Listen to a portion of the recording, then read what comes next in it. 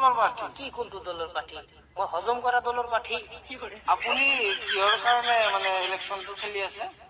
কিহৰ কাৰণে? মই নিজৰ কাৰণে। হয় নেকি? মোৰ এটা বাথৰুম নাই, লেট্ৰিন নাই, এটা দমকল নাই। মই বেলেগৰ দমকলৰ পৰা পানী টানি টানি খাই আছো। মোৰ এটা ভাল এটা ঘৰ নাই, ভাঙা এটা চাইকেল চলাই আছো, ভাল এটা গাড়ীও কিনিব পৰা নাই। আৰু মোৰ এটা সপোন আছে, মই টাউনত মাটিও ৰাখিম। মই নিজৰ কাৰণে মই থিয় হৈছো।